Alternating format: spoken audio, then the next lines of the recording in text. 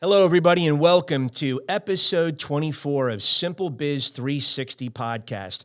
Before we start, I just want to just shout out to everyone out there. We know this is a very challenging time in our country and our world. Our thoughts and prayers go out to everybody who is sheltering at home and all the different challenges that we face as families and as communities and companies during this COVID-19 uncertain times. So we just want you to know that's our heartfelt message to you, and our prayers are with you. So today, we're very excited again to come to you from stlouispodcast.com. That's stlouispodcast.com. We're SimpleBiz360.com.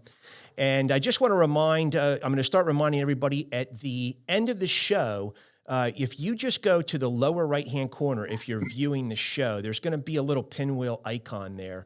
And just to hit that icon to subscribe to our YouTube channel, we'd love to have you as a subscriber. But today is very special. We have an awesome guest with us today. Everybody shout out to Steve Gilda. Hello, Steve. How are you today, sir? Doing fantastic. Thanks for having me today. We're real excited. Steve is the co-founder of Ignite Selling Incorporated out of Austin, Texas. And Steve, if you could just give the listeners and viewers a little capsule of what Ignite is all about. Yeah, Ignite Selling is a sales enablement company. We're a global organization to support organizations and companies to improve the effectiveness and product launches of their sales teams. And we operate in a way through, we launch all of our training through competitive simulations. So we're very non-traditional in the sense that we don't believe that people learn through PowerPoint. We believe that people learn through doing. So everything that we do is custom design simulations to help improve the effectiveness of the sales team. Great. And how long have you been in business now? So Ignite Selling has been in business since 2011. But I started in this industry back in 1997. So I've been in the industry for, 23 years right now, which is kind of hard to believe. That's awesome. Well, everybody, I thank you very much, Steve. And I just kind of want to draw you into how we got to know each other. And by the way, Steve is a co-author of this book called Premeditated Selling. You've heard me mention this before in my Lost It All Almost episode. I believe that was episode 19. At any rate, Steve and I were introduced by a gentleman named Rick Diana out of New York City about 6-7 months ago. And Steve and I have the distinct pleasure of growing up in our sales careers through the same parent company. We both worked for Lanier. Steve worked in the Lanier Worldwide enterprise for the initial part of his career in the copying sector. I worked out of what was called the thought processing division in the mid-'80s out of New York City, and that was voice recording. We both reported eventually to 1700 Chantilly Drive in Atlanta, worked for a wonderful Wes Cantrell and the team down there. Julie Green, we say hello to everybody down there. And so we had the pleasure of learning the sales ropes in a very, very well-structured, clinical, very methodically thought out way of going about doing business. And so a lot of us, like Steve and I, we've acquired a taste, we've acquired an affinity for paying that forward in different forms. I take a different form than Steve and his company, but they've certainly been at this since 97, trying to help and he's been at this trying to develop other people and other sales teams. So that's where we met. Very exciting to have another Lanier brother on here. A shout out goes to Rick Diana, Trinitas Talent Management up in New York City for introducing us. And we really appreciate the opportunity. So Steve, you and I met 6 months ago. We had a cup of coffee down in Austin, Texas. That's where you're based. I have relatives down there, so I can combine a little afternoon coffee with Steve. And Steve contacted me a couple of weeks ago and said, Jeff, I know we're going to do a podcast later this year, but man, we have something that fits this COVID-19 pandemic situation. Is there any way we can get this out and let me share this now rather than, Q3? So we juggled things around, and man, we're so excited. And Steve, I am going to end up just really teeing this up and giving it over to you. I've got some questions for you. I'd love you to share with our audience. And, just if you could give the readers, give the listeners and the viewers a little bit of a background, what you did and what your responsibilities were prior to Ignite Selling, if you could. Sure. Well, as I told you, I started in this industry back in 1997. And prior to that, I was kind of spending my time with Lanier. But I was hired away by a gentleman by the name of Neil Rackham. Many of you may know Neil as an author of several books, but his most popular book is a book called Spin Selling. And through some connections, Neil and I started talking, and he blasted my butt out of a nice corporate seat as the vice president and over to a position with him as a thought leader of one of his business units, one of his vertical markets, working for a company called Hupweight. And we were responsible for bringing his intellectual property, his learning methodologies to the market. And so I spent a number of years working under Neil Rackham, kind of understanding the sales enablement and sales effectiveness space. And then after he sold the business, it provided me an opportunity to decide whether or not I wanted to kind of stay with the new owners or go off on my own. And frankly, with his support and some support from others, I decided to start my own business. And I started as a franchised owner-operator of an organization called the Advantage Performance Group.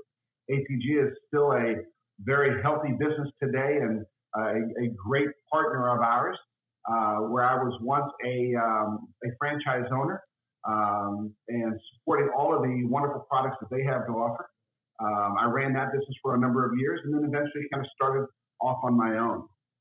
And so, here we are, and we've had the great pleasure of really working with some amazing companies and really learning how do we really help improve the effectiveness of these sales organizations, both through up times as well as some difficult times like we're facing right now.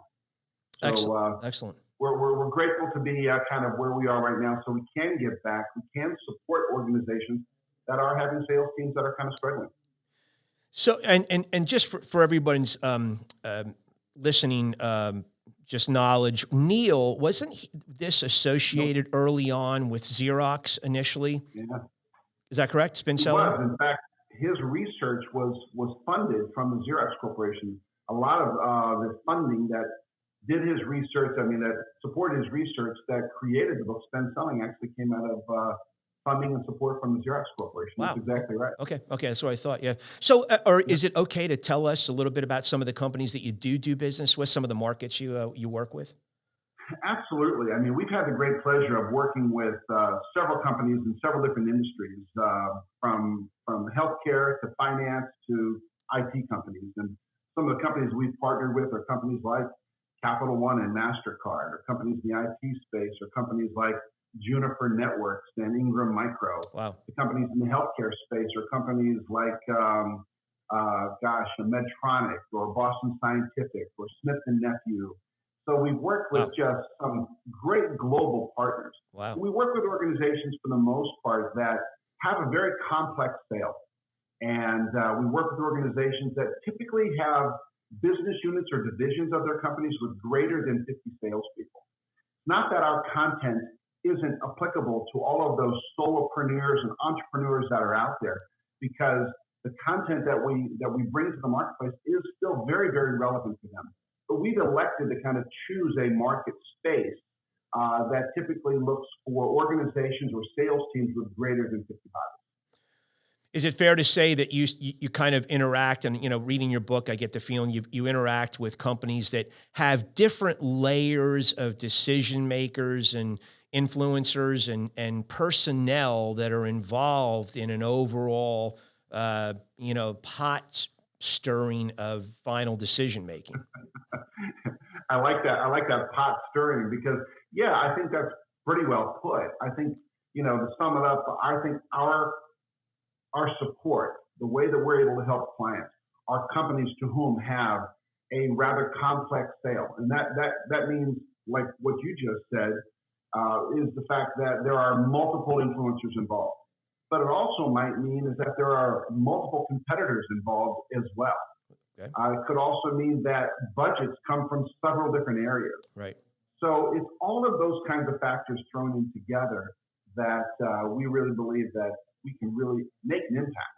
Excellent. And we've had some great results, measurable results. In fact, one of the things I'll share with you is that, and it kind of ties into our conversation today, is that we have studied since 2015 through 2019 the impact that when people follow a clear, well-defined process, whether that be your sales process, your pipeline process, whatever methodologies or tools that you're using, when those things can be followed consistently and managers are holding people accountable to using them, we've been able to measure a 37% faster rate in closing.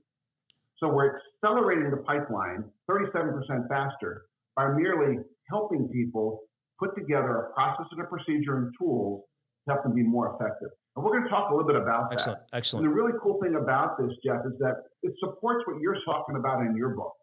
When you talk about the procedures, and the tools in the latter part of your book, that last 1/3, there are just so many alignments to what you guys are talking, what you're talking about in your book and what we do. Right. That when people have procedure and process and accountability, Right. guess what? Yep. Results improve.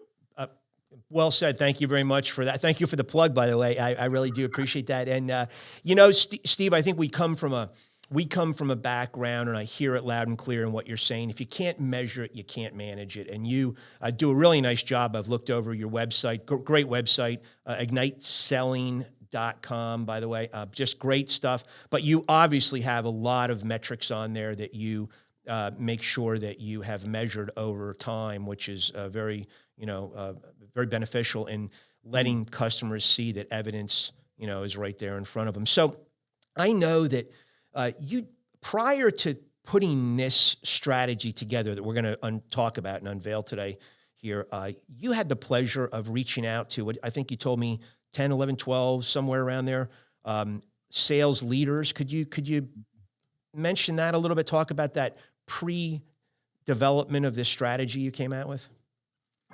Yeah, what actually drove the solution to support sales representatives through this pandemic really stemmed from, a little over a dozen interviews with chief revenue officers, chief sales officers, vice presidents of sales, and really asking them about the impact that this pandemic is having on their sales team. And what's interesting in talking to a number of these folks is the fact that I've kind of put sales companies today in the midst of this pandemic kind of in two categories. It's those companies, one, that have products that are supporting the pandemic. Okay. And those companies today are rocking and rolling. I had one of them tell me right now that they're at DEFCON 5. Wow. And it's all hands on deck because they have a solution and a program to support the pandemic. Yeah. Then you have these other groups, which are companies that have products that don't support the pandemic. And it's these teams today that we find are really struggling. And we found kind of there's three key areas, three kind of common denominators that these sales leaders kind of shared with us. And where the fear and the anxiety is, or the uncertainty is with their entire sales organization. And if I could, I'd like to share those three things. Absolutely. Absolutely. Please do. I think, the first one is the fact, and it's no surprise, that everybody's worried about hitting their quota. Right. From a sales representative to a regional manager to a vice president to a president. Am I going to hit my sales numbers this year? Or am I going to hit my sales numbers this quarter? Right. That's a real fear. It's a real anxiety. The second thing that they're really concerned about is the fact that their customers' priorities are shifting. Bingo. Because of this pandemic, regardless of what they were doing, whatever business they might be in, they too are reevaluating their corporate strategies, the metrics to which they hope to achieve in 2020. Yeah. And so the late leaders I was talking to are simply saying, my sales team needs to understand, how is this pandemic impacting them? And the third thing I think that I really hear from everybody is the fact that their salespeople don't have access to their customers, at least the way they used to. Yeah. Many of us are sheltered in place. Right. And therefore, we are being kind of forced into this kind of new normal right now where I don't have access to people that I used to. Yep. But what that's really causing is some uncertainty about what do I do to maintain productivity today? Right. What they don't want to do is simply just pick up where they left off Right. before the pandemic. They want to know, what can I do to be proactive? What can I do to be um, uh, strategic Right. to support the opportunities I have in my pipeline or my funnel today? And it was really some of those later conversations that I had that really got my business partner, Kevin Jones, and I thinking about, what can we do to support salespeople in the midst of this pandemic? I mean, it's real. And therefore, we're looking at ways to support and to provide free offerings, free support, as well as some virtual classrooms for organizations to engage in a more significant manner. Well, no, I appreciate you outlining those three things, and that's an interesting outcome. And obviously, you've seen some things in your discussions with sales Yeah. leaders. There, holes that were created, voids that were created from this pandemic, and how to plug them. Now, I find it interesting. We titled this show, and part of our wording was accelerating the pipeline. I got to be honest. All my years in sales, I've always heard the pipeline. We've talked about it to nauseam, but accelerating the pipeline. Speak to that a little bit. That's an interesting concept, and what are you doing to help salespeople understand this and do it? Yeah, I mean, I think that we as sales professionals are always working really hard to accelerate our pipeline, right? That means that we're moving from a suspect to a prospect all the way through to a revenue generating customer. And I think smart organizations are always trying to find ways to accelerate that. And when we're sitting back and looking at this unusual time that we're in right now, the thing that often gets ignored are our strategies. We're so worried about, how can I get access to my customers? So what we're saying is, let's hit the pause button just for a moment, and let's reset the strategies that we had prior to the pandemic. And let's begin thinking about the strategies that we need to maybe adjust, improve, and then deploy. And now's the ideal time to begin thinking about kind of resetting those strategies. Yeah. Just because we don't have access the way we used to doesn't mean we don't have access at all. Yeah. So we can still test some assumptions. And so we're really feeling as if we can help salespeople think more strategic at this time right now, test their understandings, work with their peers to test ideas or strategies. They can maybe be a little bit ahead of the curve, right, when in fact we wrap up this pandemic. Well put. And when you kind of look at the totality of what we're involved in, and you combine it with the essence of your company, and one of the key words in the essence, the bedrock of your company, is strategic. A phrase would be strategic selling. And there's so many cliches that come to mind. Two of them that just jump out at me is, if you fail to plan, you plan to fail. And if you don't know where you're going, any road will take you there. And your team is just absolutely dead set on making sure that larger companies of 50 or more salespeople understand that the strategic side to it. Now, I've read your book. I've been in many companies under that threshold of 50, and I will tell anybody, seriously, this is well worth it, well worth the read, because it outlines everything in there and certainly gives you a jump start on thinking, because we all have complexities to our customers, and we can benefit from some of these strategic alignments of thought, and then putting them into action. And then, Steve, your company, again, another word very bedrock with you guys is simulation, which is really cool. But tell us about, what are some of the strategic things that sales reps should be doing right now in the midst of this COVID-19 pandemic? This whole topic of strategic planning or strategic selling, is a very broad topic. And there are many things that sales representatives can or maybe should be doing at this stage in the game. But, I think that if I had to look at just a few items, I think some of the things that kind of come top of mind right now is, I need to be finding out, if I can talk to anybody inside my client organization, I need to kind of begin to explore how are their metrics changing? How are Wow. their priorities shifting? That would be number one. Because the better and the sooner that I understand how my clients' priorities are shifting, I can now better understand how do I better align my capabilities to help support their new priorities. Yeah. So we need to begin exploring that. And you have to start thinking about where can I get this information in the midst of this kind of Yeah. unusual time.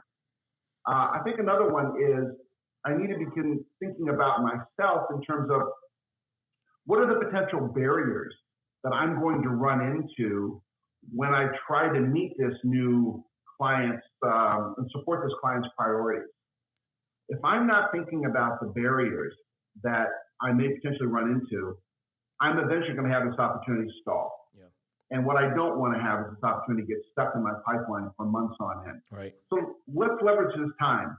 Let's be thoughtful about what are the potential barriers and what can I do to overcome those barriers. I think Excellent. another one is we need to kind of begin understanding kind of who really are our advocates and who are our adversaries.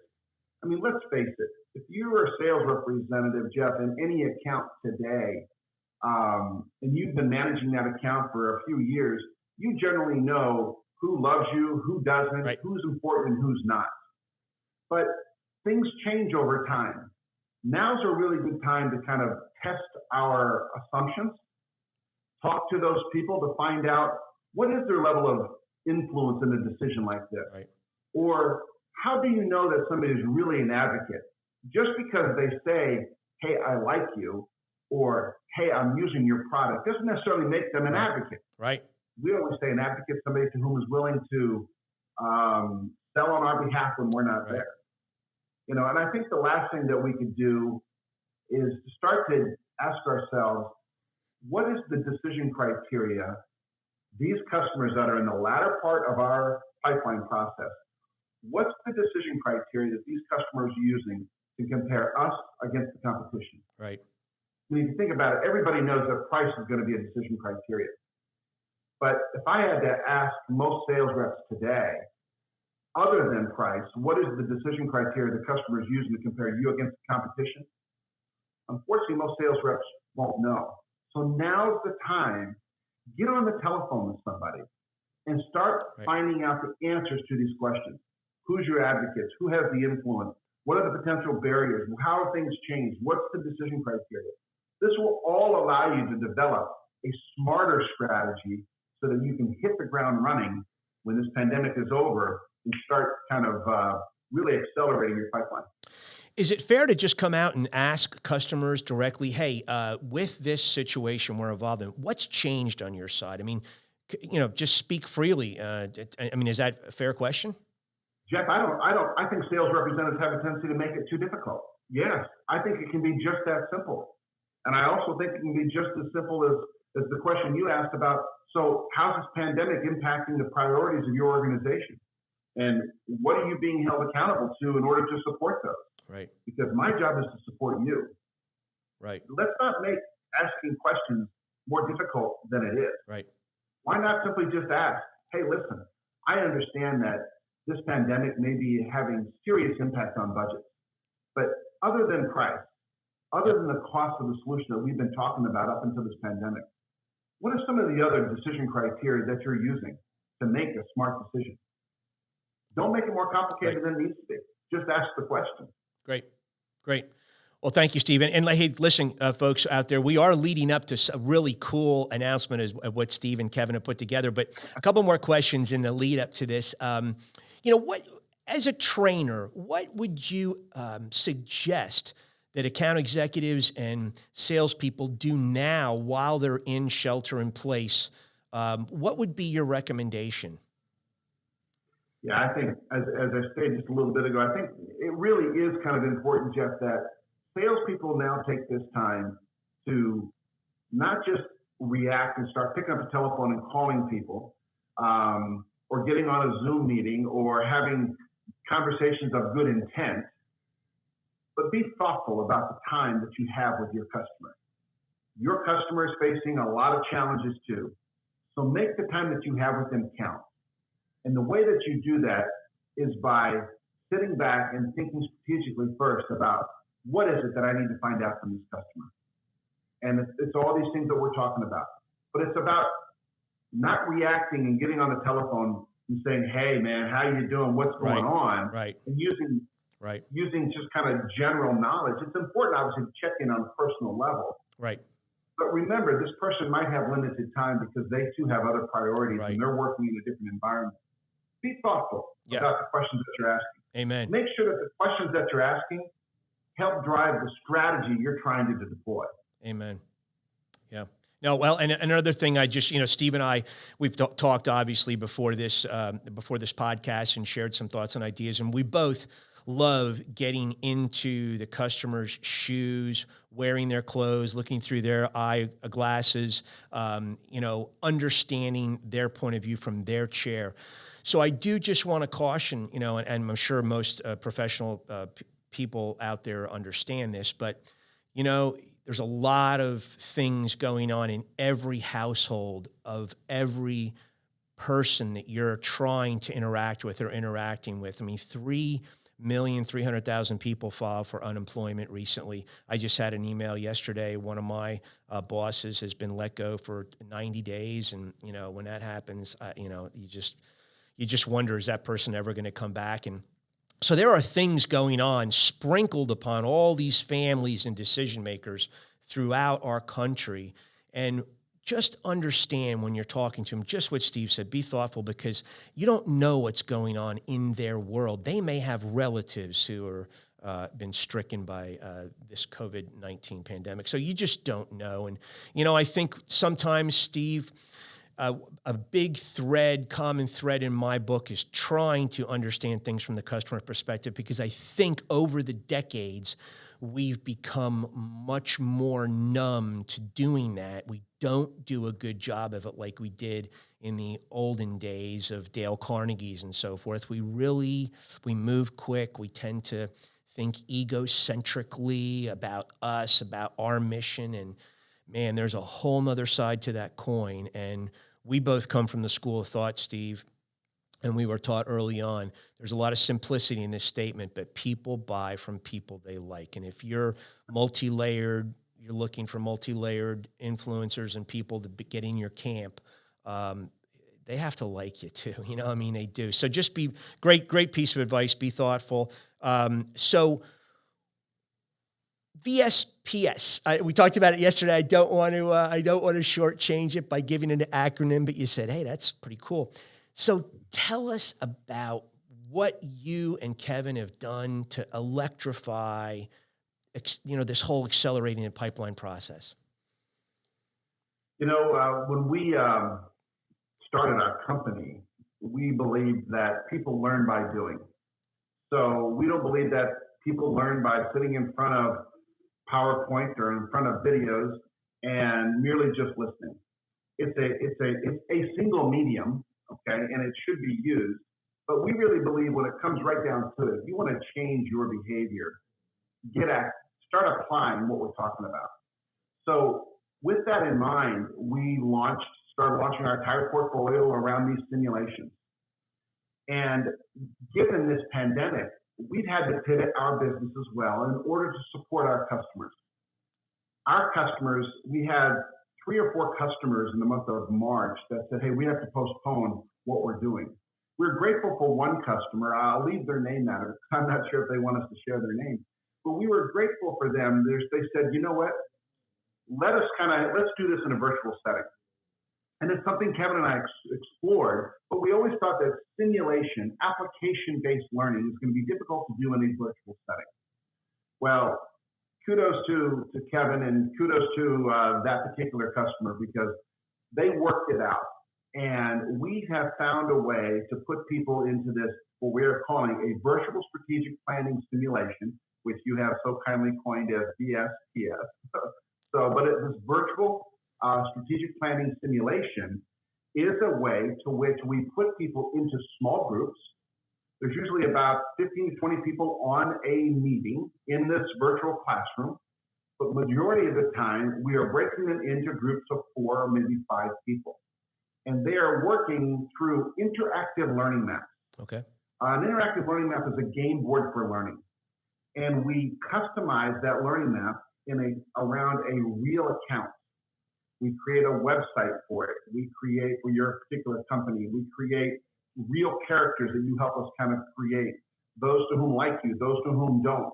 We create a competitive landscape. Those to whom, competitors that are, coming after your lunch.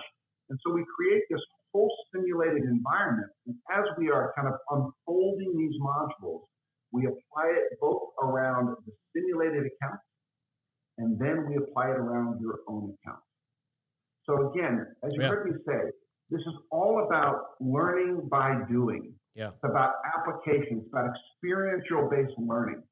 And so this virtual simulation isn't just another, online learning session. This is an opportunity to come together with your peers and to start arguing back and forth and, listen to your peers saying, hey, that's a dumb idea. Right. You say, well, wait a minute, why is that a dumb idea?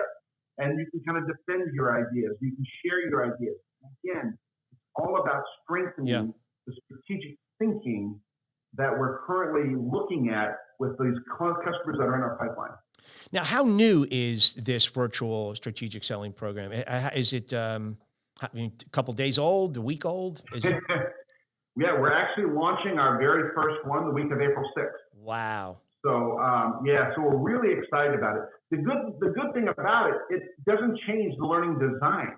Yeah. The exercises that we used to do in an in-classroom environment are almost the same exercises that we're doing in a virtual setting. Awesome. So we know the learning works. We know the exercises work. We know that we can challenge your sales reps' thinking and challenge their assumptions because the exercises work. We're simply just putting this we're taking this learning map that you kind of, by the way, see it above my head here. These are actual learning maps that people would use in the classroom. Yeah. But we're now putting this into a virtual classroom, and people get a chance to move arrows around and place stickers on them and do everything that we would do tactically kind of, in the classroom. We're now just doing in a virtual setting. So though the system in which we're deploying the training is brand new, we are still doing everything that we know for the last 9 years has been a proven successful way to implement training.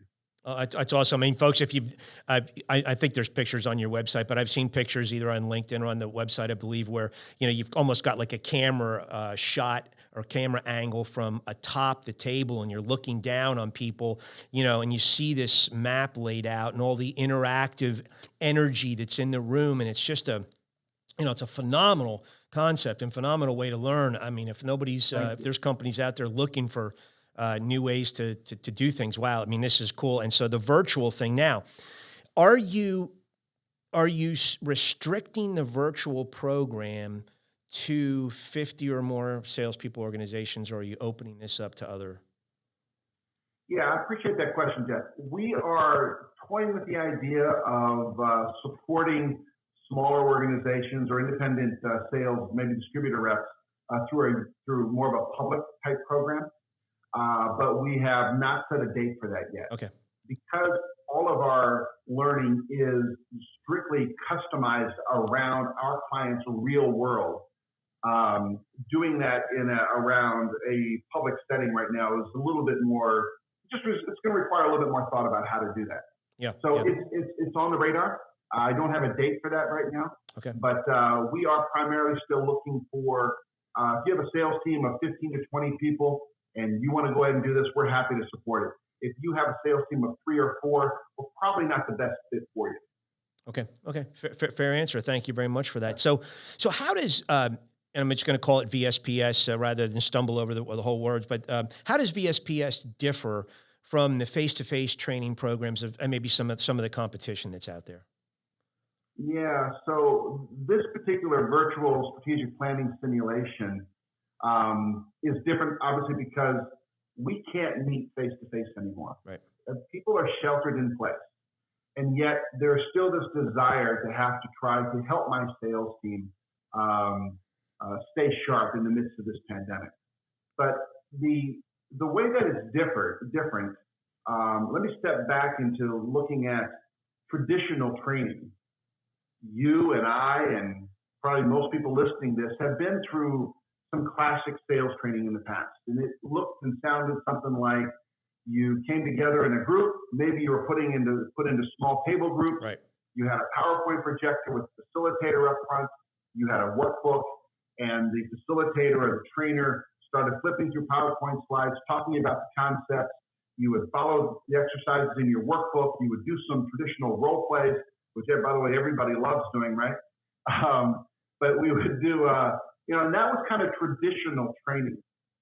And when Kevin and I started Ignite Selling, one of the things we said we wanted to do was kind of break away from the traditional training. And so therefore, we follow this process, which we call an interactive learning map.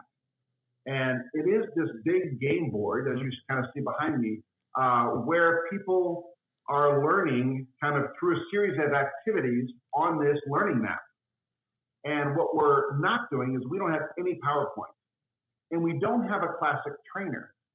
What we do is have a well-trained facilitator, somebody to whom can facilitate learning through a simulated learning experience, giving them the website, giving them the characters, putting the information into their CRM system. In some cases, we'll upload all the data into the CRM system. Wow. So it replicates their world. Wow. Sales representatives don't always go to look at a client website, but what they will do, particularly if they're going to take over account, is go look over the previous sales representative's notes. Right. And that might be uploaded into their CRM system. Right. So we try to replicate everything that they're doing and say, hey, here's the situation. Now, we just introduced you a new model, could be any number of models. We have several of them. And we're simply saying, now, how would you apply that to this particular simulated account? So what we've done is we put everybody into an application-based learning right away. Right. So we're not going to give you theories and concepts and then put you into an activity and then say, oh, by the time when you're done, let's go apply this to your own account. Now, we're going to put you into a simulated account so that when you get to the own account activities, you're a little bit sharper on it. Right, right. So that's the difference between Nice. kind of Ignite Selling training design and traditional training. Sure. And as I stated, we merely just took our training design with the learning maps and put them into a virtual setting. Yeah. And we're really excited about it. I think that if you've been through any of our learning so far with our learning maps, you know what I'm talking about when I'm simply saying you put stickers or there's a card sort or there's arrows that you draw on these learning maps. And there's things that you write on these learning maps. You're going to do everything the exact same way. Yeah. Well, you're doing the exact same exercise, but you're doing it in a virtual setting. You and I are still looking at that learning map, and I'm moving an X, and you're saying, nope, don't put it there. I'm drawing an arrow. You're saying, no, the arrow shouldn't go in that direction. And we can still do everything that we did in the classroom, but we're doing it in a virtual setting. Yeah. No, it's like putting down another set of railroad tracks and just saying, hey, now I'm going to shift from the simulation to the real railroad tracks and go execute it versus, all that, just theory and notebook and PowerPoint learning that you now have to figure out how to matriculate into that set of railroad tracks. It's a great way. So content wise, what's in the VSPS content? What's the program consist of module wise? Yeah, so the virtual strategic planning simulation incorporates kind of three core models. And if anybody who's listening to this has been through any kind of other strategic planning programs, you notice that in most of these programs, there is a strategic planning worksheet, okay, or some kind of a form that has to be filled out. Right. And one of the things that we did intentionally was not create another form. Right. Okay. You and I both know sales representatives don't like paperwork. Oh my gosh. Can you remember our days at Lanier of the having to fill out the paperwork back in the day? Now, we didn't have the technology we have now. Yeah. But I think it's still true. Yeah. Salespeople don't like paperwork. Right. Bingo. So what we decided to do was not create a strategic planning form, but instead create strategic planning tools. And you can choose to use whatever tool you think is most useful now as a way of helping you move that opportunity forward. There's no rules that we profess to that simply say you have to use all these tools all the time. Right. No. Okay. So we have several different tools, but for this specific virtual strategic planning workshop, we've chosen three. Okay. And the three that we chose are our situational snapshot, our influencer snapshot, and our competitive snapshot. And just to highlight 30 seconds on each one of those, the situational snapshot is about understanding the current situation that you are getting ready to go into. Okay. What is this customer's decision process? Is it complex? Is there a sense of urgency to make a change? You know, is there consensus around wanting to make a change? What's your competitive position look like? It's all of those things. That's a tool you would often use early in the pipeline process or your early strategy development. Okay. But if you don't have that right, you could be building a strategy for the wrong opportunity and wasting a lot of time. How many companies do that, right? Boy, I mean, great question. I tell you, I think every company that I've spoken to have fallen into this trap of having their salespeople invest too much time with the wrong account. Yep. It was never an opportunity to start with. Yep. But I didn't find out until 3 months later. Yep. It's unfortunate. Yep. So the situational snapshot helps that. Excellent. The influencer snapshot helps salespeople do a better job of developing proactive strategies that help them leverage their advocates and to be proactive about developing a strategy to neutralize their adversaries. So think about this. How many salespeople have you spoken to, Jeff, where in fact, what we have is you have a sales representative talking to somebody who doesn't matter about the things that aren't important. Right. And if you leave a sales rep up to their own devices, who are they most likely to talk to? Right. Yep. They're most likely to talk to the people that they know, right? How many times we go into accounts and go in there and just gravitate to the person we know is going to be nice to us and going to put out the welcome mat for us, right? Exactly right. We have a tendency to want to only talk to those people who are willing to talk to us. But strategically, is that smart? Right. So we're asking sales representatives now in the midst of this COVID-19 is to go assess your assumptions around who really is involved in this decision-making process. Because you might be surprised that if you just go validate, hey, Mr. Advocate, Mr. Friend of mine, Mr. Person who wants me to come in here and offer our solution to your company, I just got a couple of questions for you. My understanding is that these 4 people are highly involved in this decision. Is that true? They might just tell you no. Yeah. 2 of those people are, but there's one person that you're missing. Yep. And that is this person. Bingo. Wow. That's a simple question. You talked earlier about just asking straightforward questions. Why not simply just ask a question? Hey, my understanding is that these are the folks that are involved. Is that true? Who am I missing? Now's the time to find that out so that when this pandemic is over, you can take action immediately. Right. Right? Oh, absolutely. Yeah, the third thing then, you were going to say the competitive landscape. We don't bash competitors as professionals, but we have to know what they're up to, what they're doing, correct? Absolutely. So we use this last tool called the competitive snapshot as a way to simply assess and influence one thing. Right. That one thing is, what is the decision criteria this customer is using to compare us against our competition? Yeah. So we talked about it a little bit ago, but I'll look at you a different way. We did some kind of win-loss analyses with several of our clients. And when we ask sales representatives, why did you lose? What do you think the number one answer was? Price. Every time. In fact, I wanted to title our book, Are You Still Blaming Price? Yeah. Because it's a very common answer. But if you ask a second question, that same salesperson, other than price, what was the decision criteria this customer was using to compare you against the competition? Other than price. You hear crickets. Yeah. They don't know. Yeah.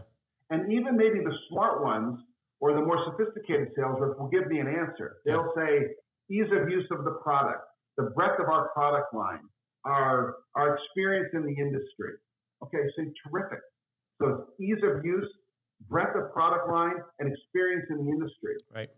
So whose criteria is that? You mentioned earlier that there are 4 key influencers involved. Do they all have the same criteria? Or does maybe somebody in supply Yeah. chain looking at criteria that's not part of that criteria? Yeah. So it's important. So the competitive snapshot is all about identifying the decision criteria and then developing a strategy to influence it in our favor. Yeah, yeah, very good, very good. Let me go back to questions. I just want to park on questioning a little bit because I think that even a large part of our book audience and audience, being entrepreneurs and solopreneurs, that I think maybe sometimes the power of questioning might be intimidating, might be a missed opportunity. But I'm going to go back to when I was trained to go into the Wall Street area accounts that I managed, and I called on banking, brokerage, uh, insurance companies and big Wall Street law firms. And, we were given a series of questions to go ask somebody. And I'm asked to go in and meet a senior vice president at American International Group. I mean, this person's managing 1,300 people. And I'm, 20 something years old going in there and asking these questions. It was very intimidating to me. But once I got over that intimidation, the simplicity of the questions was easy enough to ask in a straightforward manner. But the surprising thing was the engagement, the actual, feedback I would receive blew me away. I couldn't believe that they were answering my little young pup questions, but they do. So whatever you do out there, whatever landscape you're interacting with, whatever your company is involved in, the power of questioning, those answers give you the information. They build the recipe for whatever you're going to bake. And it differs from house to house, from family to family, from customer to customer, from organization to organization. But right, Steve, I think so many of us in sales are intimidated by questioning, but that's how you get where you want to go. Well, Fair? I tell you, I've got to just kind of support that full-heartedly. And I like your analogy kind of about baking. I think you're right. I think the questions to which we ask help us identify which ingredients are going to help us make this beautiful cake. Okay, I think there's a lot to be said for that. Sometimes people get so wrapped up in making questions more difficult than it needs to be. Right. Now, we don't want to ask the same questions that we know our competitors are asking. Those same questions. So how many times do you do this today? Who else is involved in the decision-making process? How are budgets currently established? Those questions are important. Don't get me wrong. We need to ask those questions.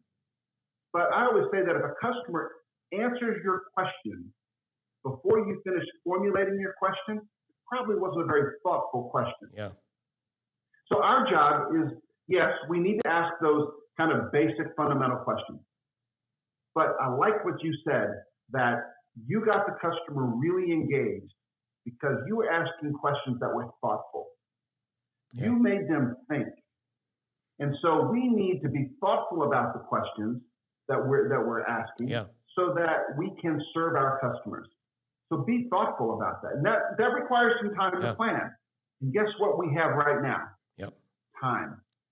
Plenty of We time. have Yeah. time to plan.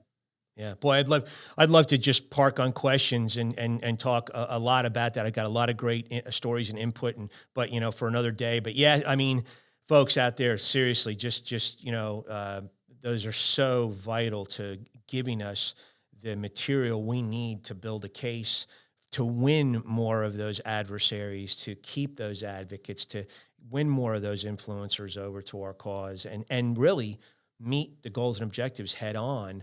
Of those companies you're dealing with. And just one other thing you mentioned, I love how the fact that you mentioned in this simulation that you can download websites to actually simulate the company environment, which I think is so cool. So often we forget that. Again, I'm going to go back to just a quick example. When I was a young pup, we didn't have all these tools that we have today. So what do we have to do?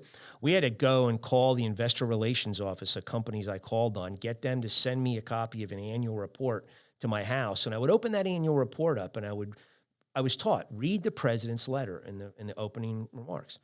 And they've always got the goals and objectives for the next year in there. So the next time, you go in and you interact with somebody from that company, you'd say, hey, I definitely believe there's an opportunity for us, to talk about helping you do this, do that, and do the other thing. And I couldn't tell you how many professionals just were like the mouth's open. I said, what happened? How did you know that? How did you know that was our mission this year? Well, I just read the annual report.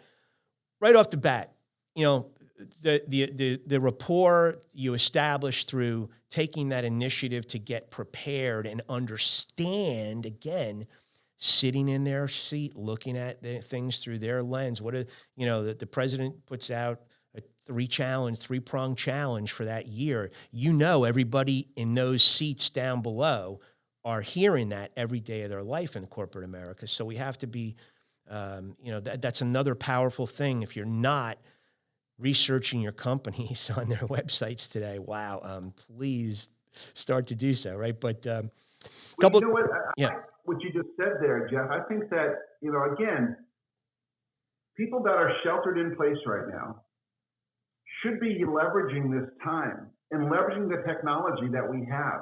Right. If you just take your top 5, top 10 accounts that you feel you must close this fiscal year, they're that important to you. A question that I have for you is, have you listened to the latest investor call? My goodness. Yep. Such great advice, Jeff. I mean, they don't have to do what we used to do, and that's to have the investor relations send us a 10K or send us an annual report. We now can go online, go to that company website, go to the news, and then simply look back and what was last quarter's investor report. And yes, no doubt things might be changing for our customers because of this pandemic. But let's at least find out, where are the strengths and where are the weaknesses been for the first quarter, first 2 quarters, depending upon your client's fiscal year. But yes, now's the time. Yeah. Get smart on your company's, your client's priorities, and then think about something else. How can I, in the solutions that my company offers, help drive what they're trying to achieve? Yeah, exactly. Bingo. And that was what I used to always try to marry up with just the president's, 3-prong edict in the annual report. Same principle, just different method of obtaining the information. But today, hey, put your headphones on, put your workout shoes on, get on the, elliptical and listen to that, investor call, right? Absolutely. It's so appropriate. So a couple more questions on VSPS. Thanks for that engagement on that.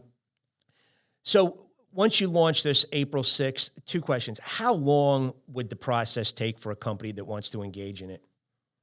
Yeah. A lot of it depends upon if you're going to go through all 3 modules or just one. Okay. We've broken it down really easy. So each module for the situation snapshot, influencer snapshot, and competitive snapshot is only a 2-hour learning module. Now, the time commitment for that is the fact that every salesperson for each module goes through a 20 to 30 minute online e-learning module. Okay. And by the way, we're going to be giving those away, okay, here on our website and on our my LinkedIn page and our Ignite Selling LinkedIn page. And I think we're going to provide it to all of your listeners as well. But they will go through an e-learning module to understand the concepts and understand the main core messages. So that's about 30 minutes. Wow. Then they're going to come together for a 2-hour virtual learning experience with their peers. Then for the next 60 days, the next 8 weeks, what we're going to be doing is twice a week, we're going to be sending you an email message that tests your understanding, challenges your thinking around the module that you went through.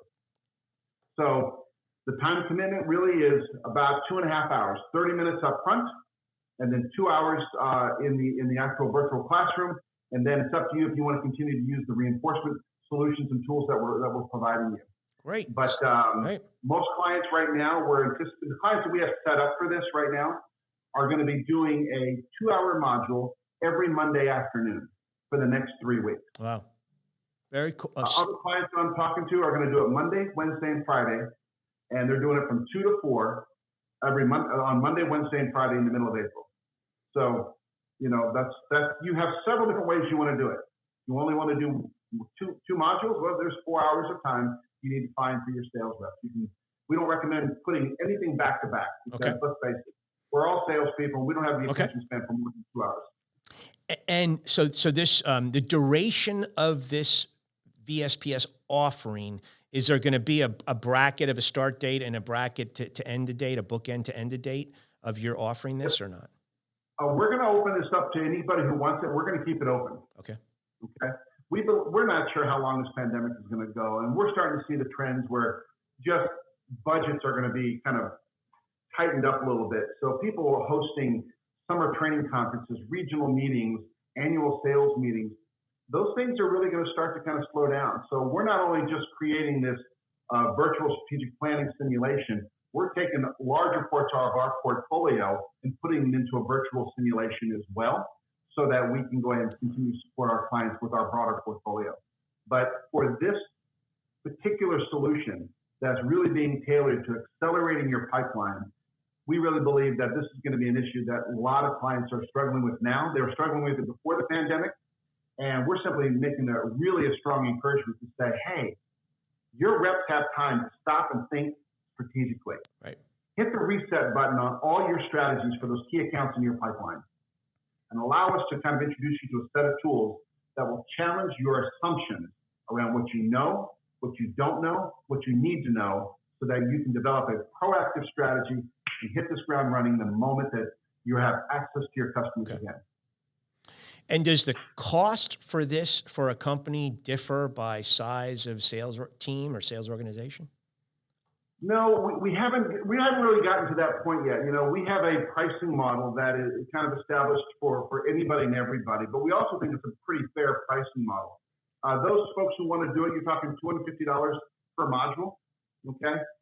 So if you want to do one of the modules, it's $250. You can go through the module. They give you the free work, the virtual classroom, and it gives you the 60-day reinforcement strategy as well. Also gives you the online tool that you can use and link to your Salesforce.com or any CRM system that you have.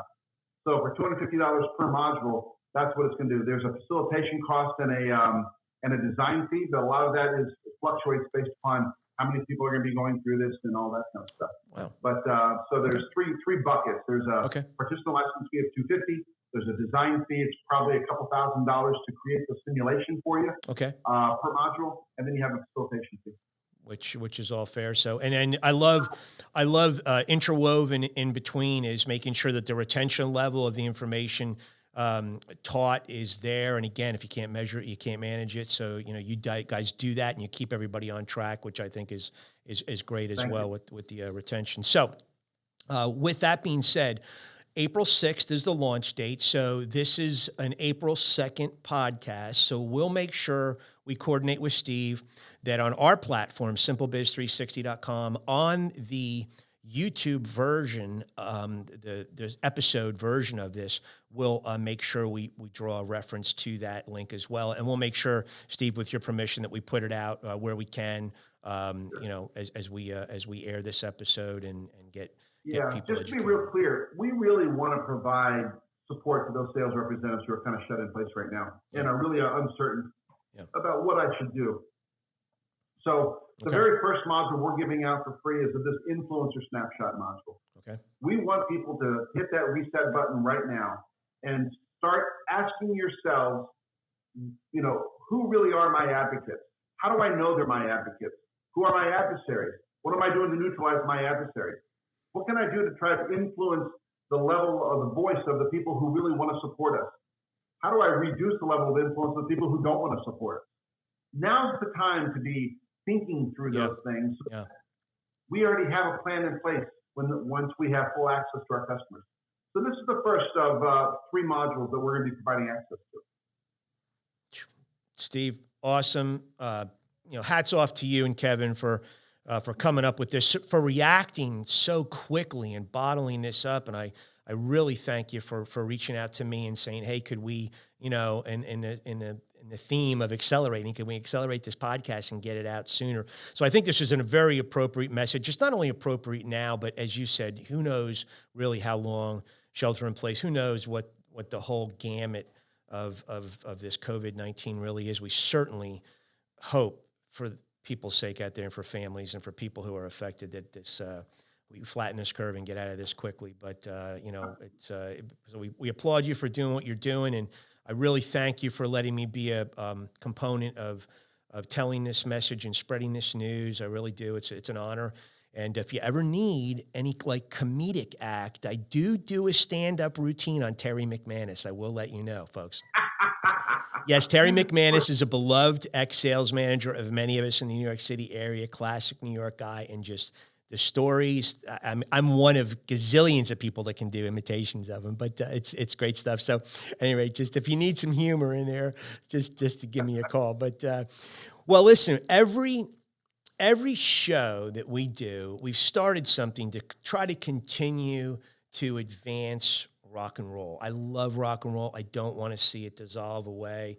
I love those hidden gems that, didn't make the rotation. They didn't, make the top 40, but they're just such great gems. So we're trying to ask everybody, and every show I do, a Lost on the Shuffle track. So I asked you a Lost on the Shuffle track. No hesitation on your end. Please share with us what that is.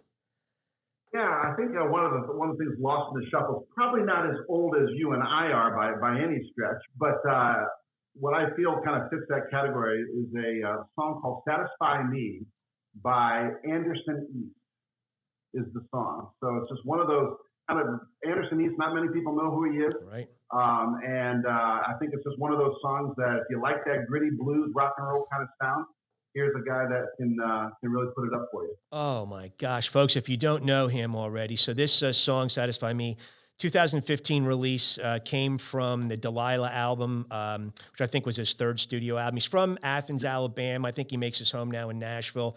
But to Steve's point, gritty.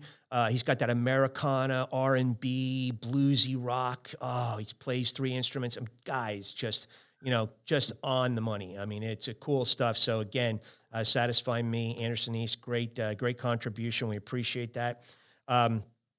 Again, folks, we would really encourage you and love you to take the journey with us every week. We don't always do a show where we have a guest and it goes this long, but we do just little tips. I mean, if you want to get more output from your input, just take it 1% at a time with us, with SimpleBiz360. I mean, that's what the book is all about. Steve's read the book, and I'm going to ask you, Steve, out of all the tools in the book, what was your favorite? Well, you know what? As I think I may have shared with you, I provided your book, 3 months ago to my nephew. He's a solopreneur, and it was the ideal book. He came down here to visit over Thanksgiving, and I gave him your book.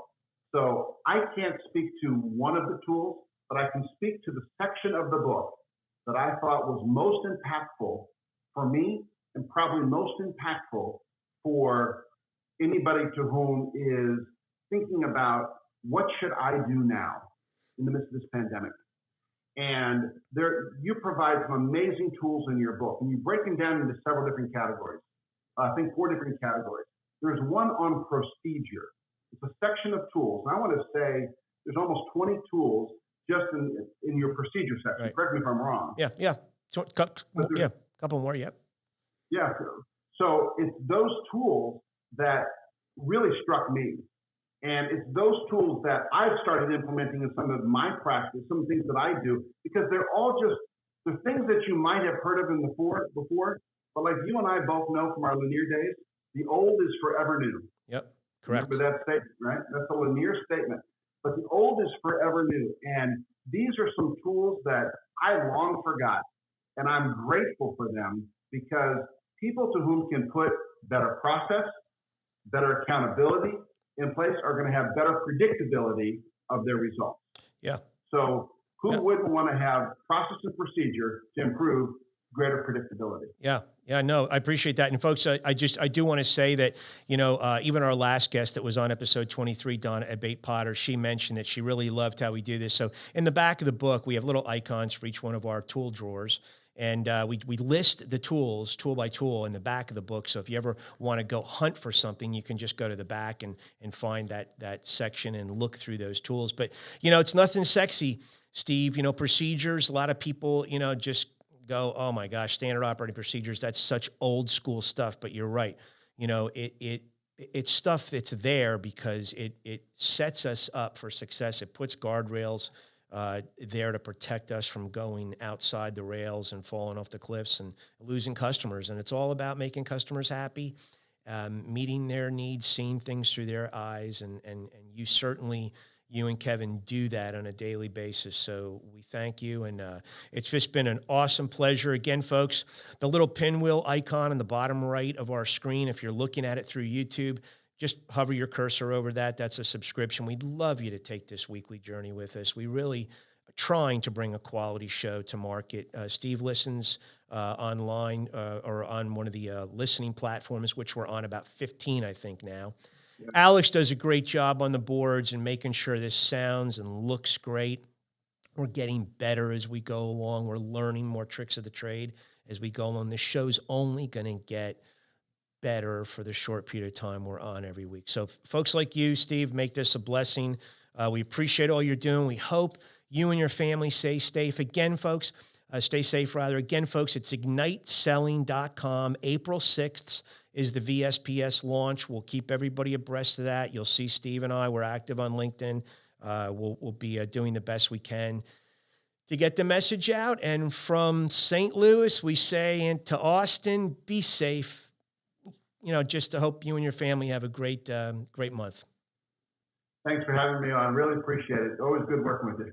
Thank you, Steve. Appreciate it. All right. Take care, sir.